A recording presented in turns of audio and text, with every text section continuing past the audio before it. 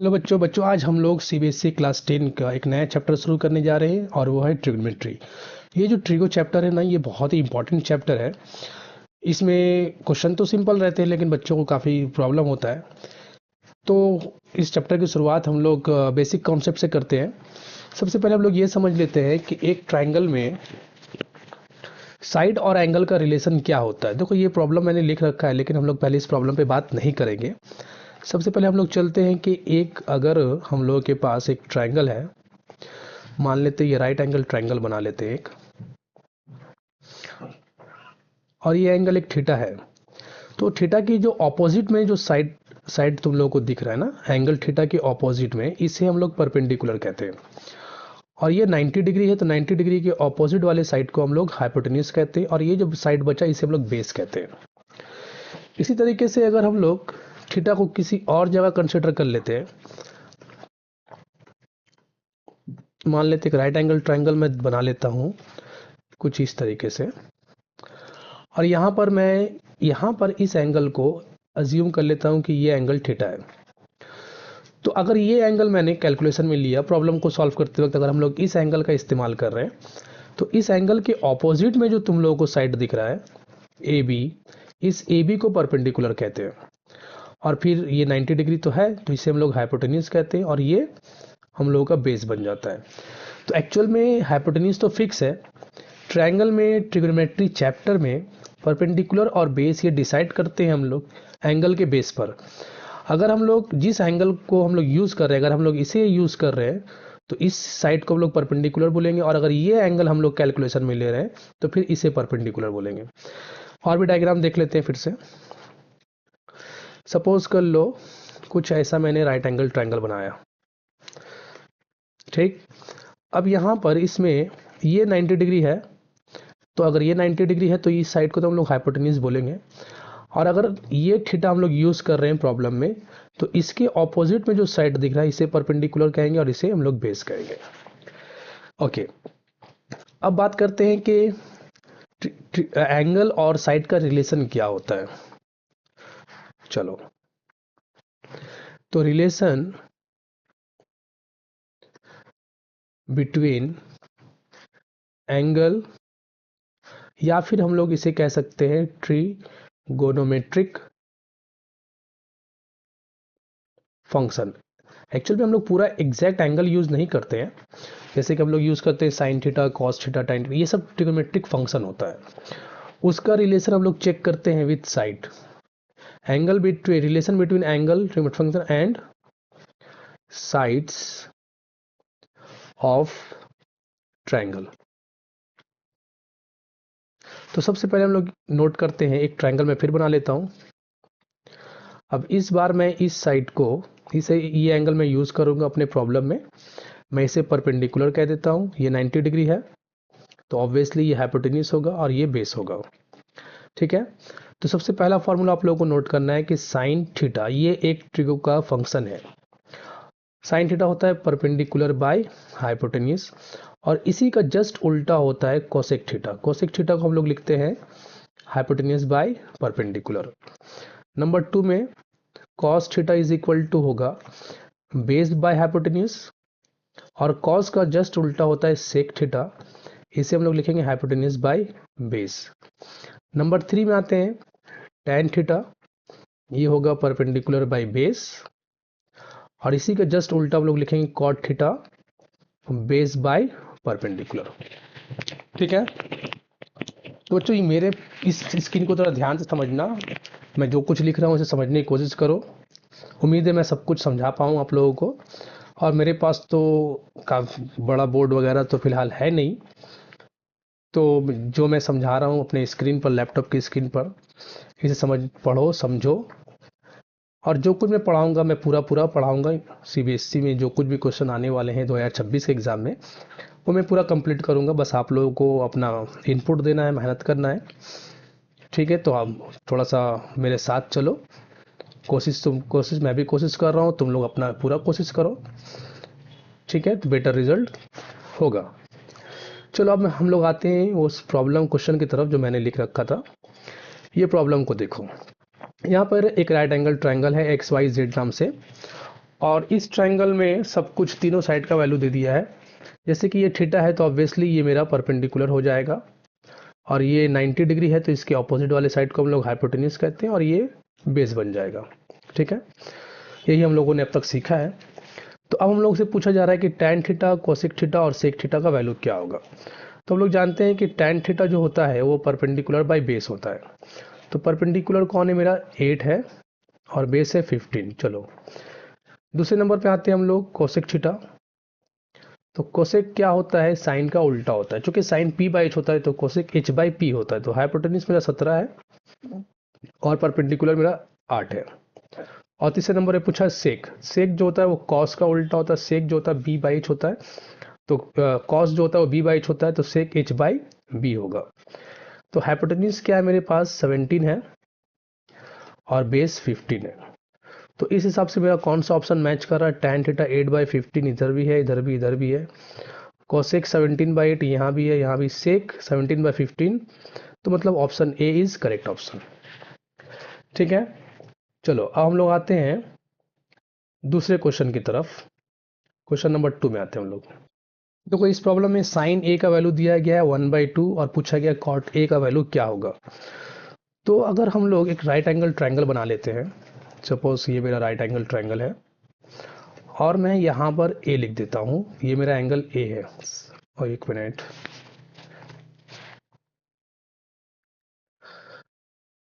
ठीक है, ये ए लिख लेता हूँ, इसे इसे मान लो बी, वर्टेक्स का नाम दे देता हूँ मैं ट्रायंगल का, और ये सी, और ये एंगल ए के नाम से रिप्रेजेंट हो रहा है। तो साइन ए, साइन ए ये होता है पी बाई एच। ठीक है, और चूंकि ये रेशियो 1/2 है तो मैं यहाँ पर परपेंडिकुलर को 1 ले लेता हूँ और हाइपोटेन्यूज को 2। मैं इसे दो तरीके से कर सकता हूँ। एक्चुअल में ये 1 नहीं होगा 1 के, लेकिन सिंपल के लिए ऐसा सोचो कि ये 1 है और ये 2 है, पी बाई एच हो गया। पाइथागोरस जब तुम यूज़ करोगे ना तो ये वाला बेस जो मेरे पास आएगा ये 3 आएगा, √3, क्योंकि पाइथागोरस थ्योरम क्या बोलता है, H square is equal to P square plus B square. चूंकि हम लोगों के पास एच है 2 तो 4 हो गया, ये 1 हो गया, ये बी स्क्वायर। तो बी स्क्वायर का वैल्यू हम लोग को 3 मिलने वाला है और बी का वैल्यू √3 हो जाएगा। ठीक है, तो अब हम लोगों से पूछा कि कॉट ए का वैल्यू निकालने। तो कॉस, ये तो 1/2 था, इसे देख के हम लोगों ने ट्रायंगल का दो वर्टेक्स है, दो साइड लिख दिया और फिर पाइथागोरस यूज करके मैंने थर्ड साइड निकाल लिया। अब आते हैं कॉट ए। तो कॉट ए जो होता है, कॉट ए ये होता है बी बाई पी।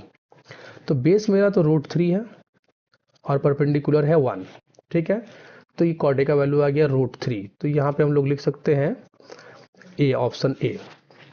इस प्रॉब्लम को हम दूसरे तरीके से भी कर सकते हैं, क्योंकि हम लोग जानते हैं कि एक फॉर्मूला होता है साइन स्क्वायर, सेकंड मेथड बता रहा हूँ, साइन स्क्वायर ए, क्योंकि थीटा की जगह पर हम लोग यहाँ पर ए यूज़ कर रहे हैं, plus cos square A is equal to 1 होता है। तो कॉस ए का जो वैल्यू होता है वो √1 माइनस साइन स्क्वायर ए होता है।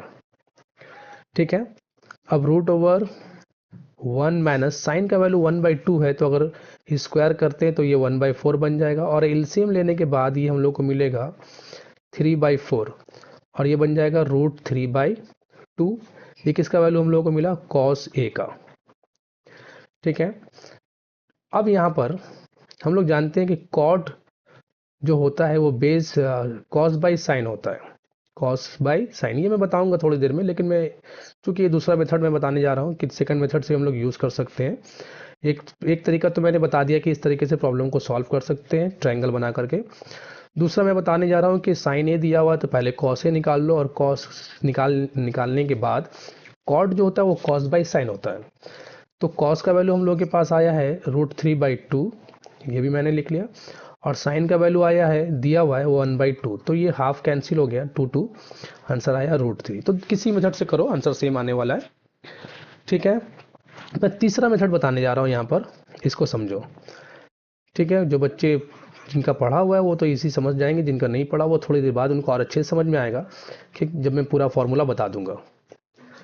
तीसरा मेथड क्या है, यहाँ पर देखो कि साइन ए का जो वैल्यू है वो 1/2 है, और 1/2 साइन जो होता है वो 30 डिग्री में देता है, तो हम लोग ए को लिख सकते हैं 30 डिग्री। अब बात कॉट ए का वैल्यू पूछा गया है, तो कॉट ए मतलब कॉट 30 डिग्री, और कॉट 30 डिग्री का वैल्यू जो होता है वो होता है √3। तो ऑप्शन अगेन ऑप्शन ए। तो 3 तरीके से मैंने इस प्रॉब्लम को सॉल्व किया है। आपको जो अच्छा लगे वो मेथड यूज़ कर सकते हैं, क्योंकि ये MCQ क्वेश्चन है। ठीक है। अच्छा, अब मैं आप लोगों को कुछ फार्मूला बताने जा रहा हूँ। जो फार्मूला आप लोगों को याद करना है, काफ़ी इंपॉर्टेंट है। ठीक है। तो सबसे पहले मैं यहाँ पर थोड़ा इसको चेंज कर लेता हूँ, मुझे लाइन का ज़रूरत पड़ेगा। ये एरो ले लेता हूँ। अब मैं बात बताने जा रहा हूँ कि 1, अगर मैं 1 लिख, एक वैल्यू है, सभी जानते हैं ट्रिग्नोमेट्री में 1 किस किस जगह पे लिखा जाता है।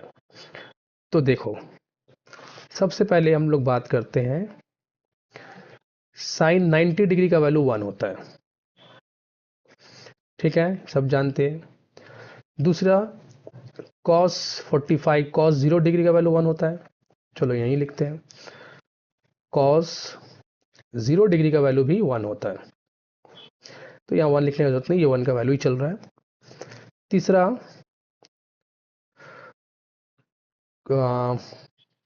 tan 45 डिग्री का वैल्यू भी 1 होता है। अच्छा, tan 45 बोलो या cot 45 बोलो, दोनों का वैल्यू ही 1 होता है। कोसेक 90 डिग्री का वैल्यू भी 1 होता है, क्योंकि साइन जो होता है वो कोसेक का उल्टा होता है।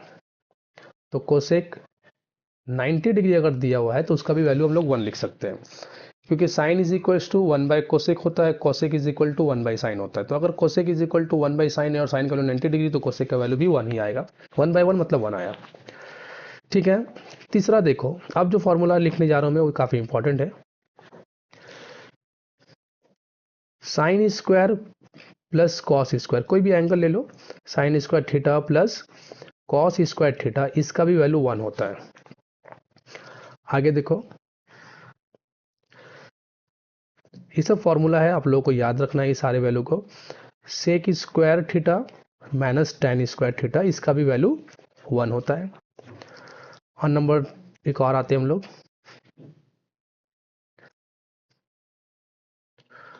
Cosec square theta minus cot square theta, cosec square theta minus cot square theta, इसका भी वैल्यू 1 होता है। और दिखाता हूं मैं, sine into cosec sine theta into cosec theta, इसका भी वैल्यू 1 होता है। और लिख लेते हैं, ऊपर यहीं पे लिखते हैं, tan theta into cot theta, ये भी वैल्यू 1 होता है। और लिख लेते हैं,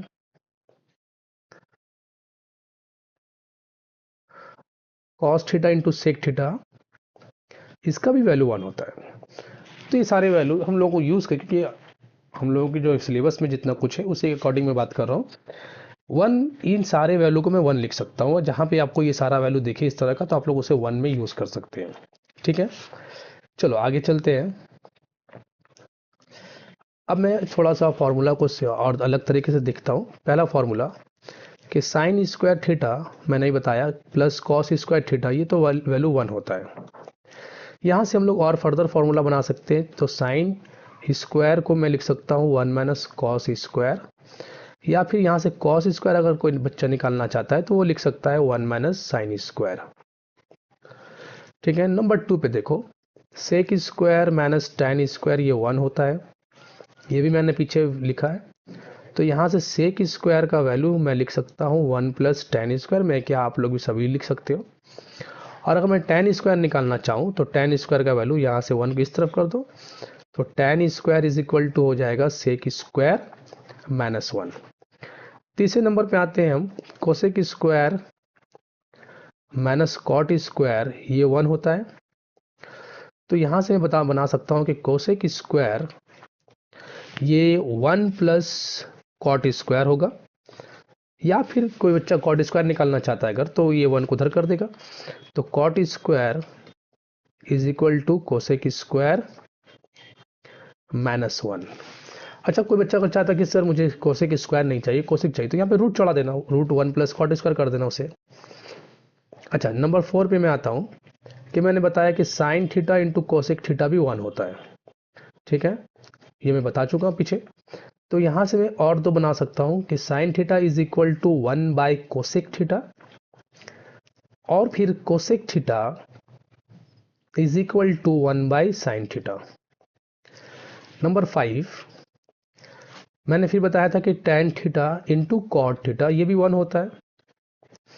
तो यहां से हम लोग और बना सकते हैं कि tan theta is equal to 1 by cot theta, या फिर cot theta is equal to 1 by tan theta, ये सब। नंबर 6 पे मैं बताता हूं कि cos theta into sec theta ये भी 1 होता है, मैंने बताया थोड़ी देर पहले। तो cos is equal to 1 by sec और sec is equal to 1 by cos. ठीक है, तो ये कुछ फॉर्मूलेज है जिसे थोड़ा सा आप लोग को याद करना पड़ेगा। मैं तो ये नहीं बोलूँगा कि समझ लो, समझने के बाद याद भी करना ज़रूरी है, क्योंकि ट्रिगोमेट्री में क्या होता है ना कि जितनी जल्दी फॉर्मूला आपके दिमाग में सर्कुलेट करेगा उतनी जल्दी आप प्रॉब्लम को सॉल्व कर सकते हो। इसलिए प्रॉब्लम फॉर्मूला बहुत अच्छे से याद होना चाहिए ट्रिगो के प्रॉब्लम को सॉल्व करने के लिए। ठीक है, चलो हम लोग आते हैं अगले प्रॉब्लम की तरफ। देखो, इस प्रॉब्लम को बोल रहा है कि एक ट्रायंगल है ए बी सी और उसका दो साइड ए बी और बी सी का एक रेशियो दिया हुआ 1:3। पूछा जा रहा है कि साइन सी का वैल्यू क्या होगा। तो मैं एक राइट एंगल ट्रायंगल पहले बना लेता हूं।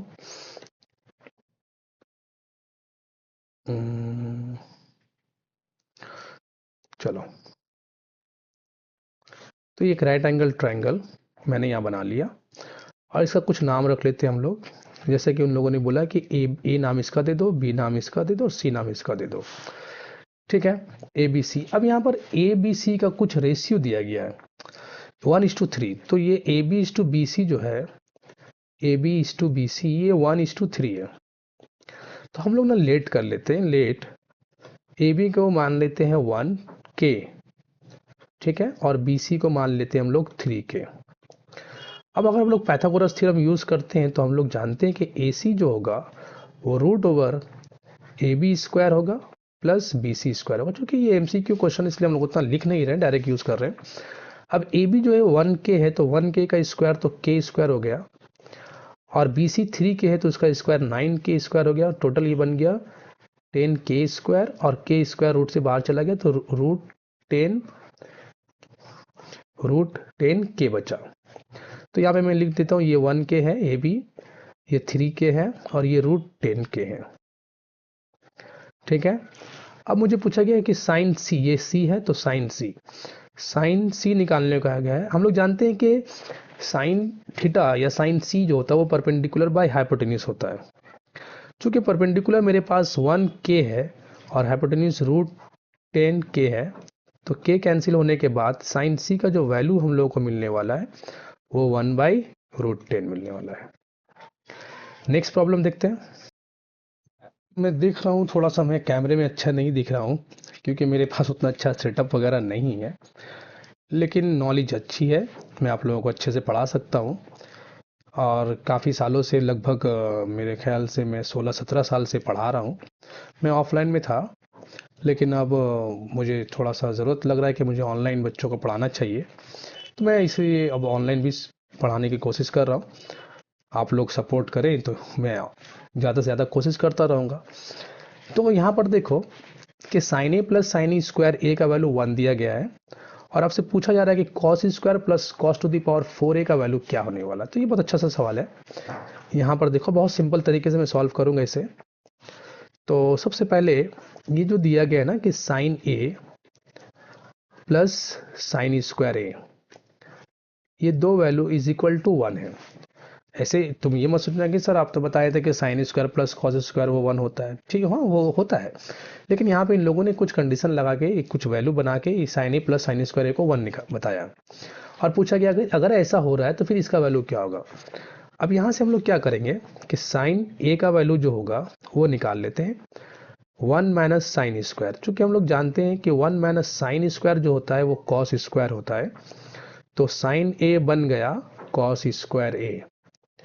और फिर ना मुझे कॉस स्क्वायर तो चाहिए था, साथ ही साथ कॉस 4 का वैल्यू चाहिए, तो मैं यहाँ पे स्क्वायरिंग बोथ साइड कर लेता हूँ।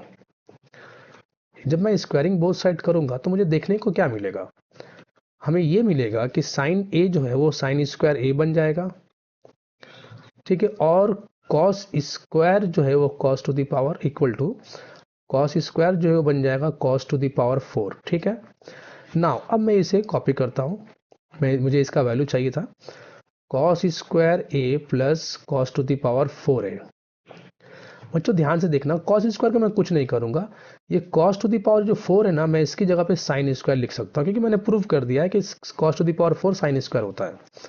तो ये कॉस स्क्वायर को हम लोग छोड़ देते हैं और ये कॉस टू द पावर 4 को मैं साइन स्क्वायर ए लिख देता हूँ। अब चूंकि हम लोग जानते हैं, थोड़ी देर पहले मैंने आपको बताया कि cos square plus sine square 1 होता है, तो मैं इसे 1 लिख देता हूँ। ठीक है, चलो अगले प्रॉब्लम की तरफ चलते हैं। इसे देखो, यहाँ पे बोला गया है कि 2 tan x minus into sec square x minus 1 by cos cube x. पूछा इसका वैल्यू क्या होगा। तो ये तो बहुत ही सिंपल सा प्रॉब्लम है, क्योंकि जो ब्रैकेट में आप लोगों को दिख रहा है ना, चलो मैं इसे सॉल्व करता हूँ, लेकिन आप लोग भी कर सकते हो, सिंपल है। 2 tan x को मैं वैसे ही लिख देता हूँ, 2 tan x ब्रैकेट में जो सेक स्क्वायर एक्स माइनस 1 है, क्या हम इसे tan स्क्वायर लिख सकते हैं? थोड़ी देर पहले मैंने एक फॉर्मूला दिखाया था आप लोगों को, वो फॉर्मूला देख लो एक बार आप लोग फिर से। यहाँ देखो, सेक स्क्वायर माइनस 1 जो है वो tan स्क्वायर के बराबर है। इसी फॉर्मूला का मैंने यूज कर दिया वहां पर। ठीक है, सेक स्क्वायर माइनस 1 को मैंने tan स्क्वायर लिख दिया और नीचे में जो है वो कॉस क्यूब को वैसे ही छोड़ दो, कॉस क्यूब एक्स। अब मुझे बताओ, ये दोनों मल्टीप्लाई होने के बाद 2 tan क्यूब बन जाएगा, 2 tan क्यूब एक्स। और चूंकि कॉस जो होता है 1 बाई कॉस वो साइन के बराबर होता है, ये भी देख लो आप लोग। सॉरी, कॉस जो है सेक के बराबर होता है। यहाँ पर 1 बाई कॉस को मैं सेक लिख सकता हूँ। ठीक है, तो चलो, हाँ, तो ये 1 बाई कॉस क्यूब है, तो ये लिख सकते हैं हम लोग सेक क्यूब एक्स। तो कौन सा मैच कर रहा है भाई? सी ऑप्शन तो मैच कर रहा है। ठीक है, चलो अगली प्रॉब्लम में चलते हैं। इस प्रॉब्लम को देखो, इसमें दिया गया है कि 4 tan थीटा 3/4 है और आपसे पूछा गया कि 4 sine minus cos by 4 sine plus cos का वैल्यू निकालो। बेसिकली मेरे दिमाग में भी तो अभी तक दो मेथड है कि मैं दो तरीके से इस प्रॉब्लम को सॉल्व कर सकता हूँ। सबसे पहला तरीका जो है वो बहुत सिंपल है, दूसरा भी सिंपल है ये। चलो पहला मैं एक तरीके से बताता हूँ कि मुझे 4 tan थीटा का वैल्यू दिया गया है कि वो 4 tan थीटा 3 के बराबर है, तो tan थीटा जो होगा वो 3/4 के बराबर हो जाएगा, ये हम लोग सब जानते हैं। अब मैं इसे कॉपी कर रहा हूं। Now 4 sine theta minus cos theta by 4 sine theta plus cos theta. ठीक है, मैं क्या कर रहा हूं ना कि ऊपर जो न्यूमरेटर है और नीचे जो डिनोमिनेटर में नंबर है, उन सारे नंबरों को कॉस से डिवाइड कर देता हूं। तो कॉस से जब हम लोग ऐसा हम लोग कर सकते हैं कि न्यूमरेटर और डिनोमिनेटर को कॉस से डिवाइड कर सकते हैं। तो कॉस से जब हम लोग डिवाइड करेंगे तो ये 4 साइन बाई कॉस बनेगा, इसके नीचे कॉस आएगा, माइनस इसके नीचे जब कॉस आएगा तो ये तो कट जाएगा, लेकिन फिर भी मैं हम लोग लिख लेते हैं एक बार, कॉस बाई कॉस। ये 4 साइन बाई कॉस, इसके नीचे भी कॉस आ जाएगा और ये प्लस कॉस बाई कॉस बन जाएगा। अभी ध्यान से देखो कि जब हम लोग कैंसिल करेंगे तो ये कॉस कट गया, ये कॉस कट गया, और ये जो 4 साइन बाई कॉस है ये बन जाएगा 4 tan थीटा माइनस 1 और ये बन जाएगा 4 tan थीटा प्लस 1। ठीक है, कोई प्रॉब्लम नहीं है। और चूंकि tan थीटा का वैल्यू मेरे पास है 3/4, तो मैं वैल्यू को पुट करने चलता हूँ। ये 4 इंटू 3/4 माइनस 1 होगा और ये 4 इंटू 3/4 प्लस 1 होगा। तो ये 4 को कैंसिल कर लो, तो ये 3 माइनस 1 2 हो गया और 3 प्लस 1 4 हो गया। तो कैंसिल करने के बाद 1/2, तो ऑप्शन 1/2, तो option C is the correct. मैंने बताया कि मेरे दिमाग में दो तरीका आया इसे सॉल्व करने का। दूसरा तरीका हम लोग ये देखते हैं कि जब tan थीटा 3/4 है, तो मैं क्यों ना एक राइट एंगल ट्रायंगल बना करके इसके साइड को परपेंडिकुलर, क्योंकि tan जो होता है परपेंडिकुलर बाय बेस होता है, हम लोग जानते हैं, तो मैं परपेंडिकुलर को 3 लिख देता हूँ और बेस को 4, और पाइथागोरस जब यूज करेंगे तो ये 5 आएगा। अब मैं इसे कॉपी कर लेता हूँ, 4 sine theta minus cos theta by 4 sine theta plus cos theta. ठीक है, अब देखो ध्यान से कि जब हम लोग वैल्यू पुट करेंगे तो साइन जो होता है वो p/h होता है। तो 4 परपेंडिकुलर बाय हाइपोटेन्यूज, मतलब ये परपेंडिकुलर 3 है और हाइपोटेन्यूज 5 है, तो 3/5 होगा, माइनस कॉस b/h 4/5 होगा। नीचे में भी वैसे ही कुछ होगा, 4 इंटू 3/5 प्लस 4/5। ऊपर नीचे मुझे एलसीएम लेना पड़ेगा, पहले मैं मल्टीप्लाई कर लेता हूँ, 12/5 माइनस 4/5 और नीचे में 12/5 प्लस 4/5। एलसीएम लेंगे जब ऊपर नीचे हम लोग, तो 5 एलसीएम आएगा, 12 माइनस 4 हो जाएगा 8/5, 12 प्लस 4 हो जाएगा 16/5। क्योंकि 5 जो होगा उसे हम लोग कैंसिल कर लेते हैं, तो बचा 8/16 मतलब 1/2। तो दो तरीके से इस प्रॉब्लम को हम लोग सॉल्व कर सकते हैं। तो बच्चों अब तक जो मैंने पढ़ाया उसे ध्यान से समझना। मैं अभी वीडियो को यहीं पे क्लोज ऑफ कर रहा हूँ। नेक्स्ट वीडियो में मैं इसी को कंटिन्यू करूँगा। लगभग 5-6 प्रॉब्लम हम लोगों ने किया है, मैं यहीं से कंटिन्यू करूँगा। जैसा कि मैंने बताया कि ट्रिग्नोमेट्री का मैं हर क्वेश्चन को कवर करूँगा। तो आप लोग बस जुड़े रहें और ध्यान से कोशिश करें, मेहनत करें। मिलते हैं अगले वीडियो में।